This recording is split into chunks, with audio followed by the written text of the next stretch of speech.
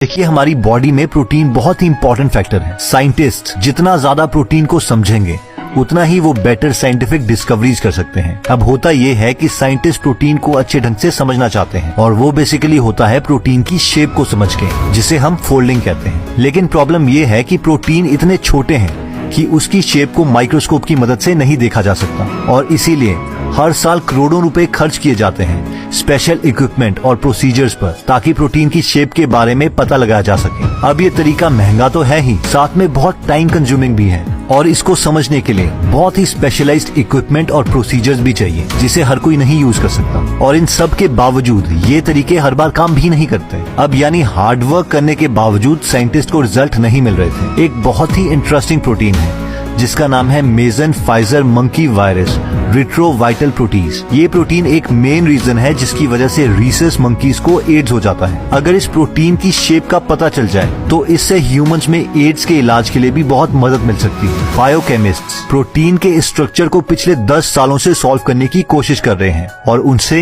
ये सॉल्व नहीं हुआ था। साइंटिस्ट्स ने एक स्मार्ट तरीका निकाला प्रोटीन की शेप का पता करने के लिए।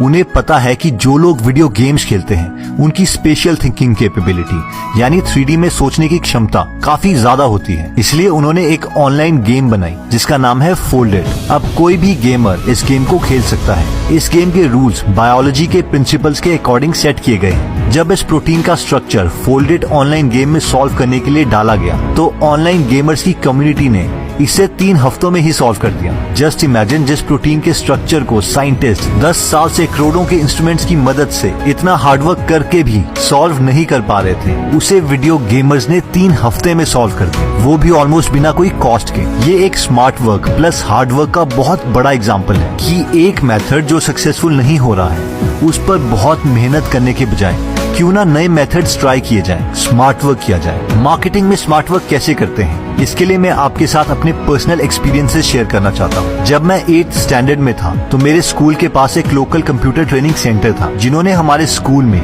स्कॉलरशिप कोर्स के लिए टेस्ट कंडक्ट करवाए। यानी जो उस टेस्ट में अच्छे मार्क्स स्कोर करेगा उसे कम पैसों में कंप्यूटर कोर्स ऑफर किए जाएंगे। ऑलमोस्ट 50% डिस्काउंट मिले। तो एक दिन स्कूल में सुबह टीचर आए और उन्होंने पूरे स्कूल को टेस्ट दिए, जिसमें बेसिक मैथमेटिक्स और जनरल नॉलेज के क्वेश्चंस थे। हम सबने टेस्ट दिए और वो चले गए। अगले दिन ऑलमोस्ट 30% स्कूल के बच्चों को कॉल आया कि उन्हें स्कॉलरशिप मिल गई है और वो कोई भी अपनी मर्जी का कोर्स उनके इंस्टीट्यूट में डिस्काउंटेड प्राइस पे कर सकते हैं।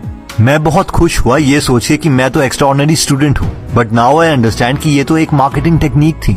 अगर वो शहर के बीच में एक बड़ा सा बिल बोर्ड भी लगा देते और उस पर लिख देते कि वो 50% डिस्काउंट दे रहे हैं अपने कोर्सेज पर, तो भी शायद ही कोई उनके इंस्टीट्यूट में कोर्स करता। लेकिन उन्होंने हार्ड वर्क के साथ स्मार्ट वर्क भी किया। उन्होंने अच्छे तरीके से मार्केटिंग के प्रिंसिपल्स को यूज किया, जिसे सॉफ्ट सेलिंग भी कहते हैं, जिसकी वजह से कम 100 स्टूडेंट्स उन्हें एक ही स्कूल से मिल गए। और ऐसे ही smart work plus hard work के काफी एग्जाम्पल्स हैं। कई बार आपने देखा होगा कि स्कूल में डेंटिस्ट आ जाते हैं फ्री में बच्चों के दांतों का चेकअप करने के लिए, और स्कूल्स के प्रिंसिपल भी उन्हें अलाउ कर देते हैं, क्योंकि ओरल हेल्थ से हमारी फिजिकल हेल्थ भी कनेक्टेड है और फ्री शब्द तो किसे पसंद नहीं है। और फाइनली वो डॉक्टर्स मैक्सिमम स्टूडेंट को उनके कैविटीज और बाकी प्रॉब्लम्स बता देते हैं, जो कि मैक्सिमम केसेस में कॉमन भी है, और कहते हैं कि अगर आप इसे ठीक कराना चाहते हैं तो आप हमारे पास आ सकते हैं, और दोबारा से इनकी सेल्स भी इंक्रीज हो जाती है। तो इसमें भी दोनों हार्ड वर्क और स्मार्ट वर्क इंक्लूडेड है। हार्ड वर्क इसीलिए क्योंकि आपको हर स्कूल में आकर सबका फ्री चेकअप करना पड़ेगा, और स्मार्ट वर्क इसीलिए क्योंकि अब वो सारे बच्चों के पेरेंट्स अपने बच्चों को उसी डेंटिस्ट के पास ले जाएंगे, और इसमें डेंटिस्ट को कुछ झूठ बोलने की जरूरत नहीं है।